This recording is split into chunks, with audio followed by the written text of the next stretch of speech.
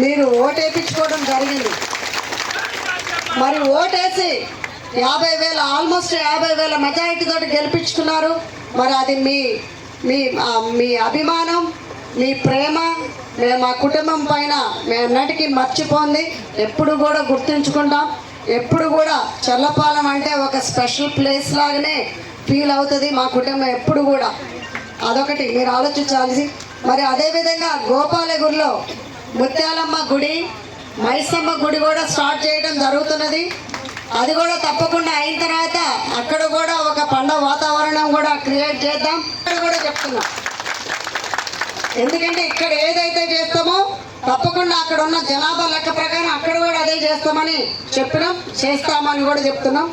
మరి ఇదే విధంగా మరి ఈనాడు చాలామంది మా మీద ఏదో ఆరోపణలు చేస్తున్నారు.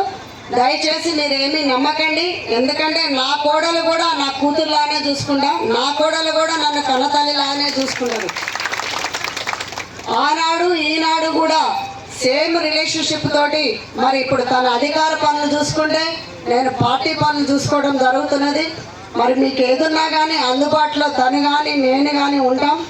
మరి ఎవరో అంటే ఇప్పుడు ఆపోజిషన్ పార్టీ వాళ్ళు ఈరోజు మరి మన పాదయాత్ర చేస్తున్నారు. దేనికి పాదయాత్ర చేస్తున్నారు? కెనాల్లో నీళ్ళు రావడం కోసమే పాదయాత్ర చేస్తున్నారు. మరి నిన్ననే మన ఎమ్మెల్యే గారు వాళ్ళ కెనాల్లో అందరినీ పిలిచి ఇరిగేషన్ డిపార్ట్మెంట్ని పిలిచి తన రివ్యూ మీటింగ్ పెట్టుకోవడం జరిగింది.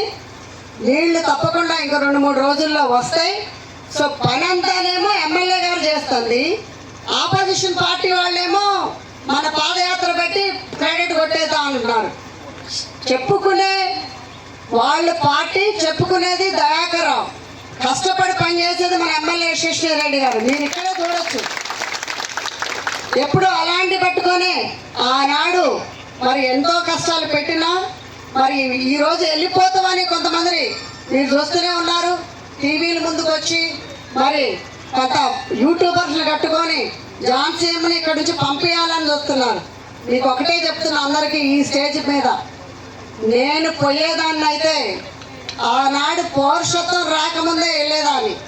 నాకు పౌరసత్వం రాకపోయినా వారసత్వం కోడల్ని పెట్టేదాన్ని కాదు. ఇప్పటికైనా ఎవరైతే అనుకుంటారో, ఎవరైతే పంపించాలని ఉందంటారో వాళ్ళందరూ నిరాశ పడచ్చు. ఎందుకంటే నేను పోవటానికి రాలేదు. నా కోడలు ఇప్పుడే ఈ 4 ఏళ్ళే కాదు, ఇంకా 40 ఏళ్ళు ఇక్కడ రాజకీయం చేస్తుంది. మీరు గుర్తుపెట్టుకోండి.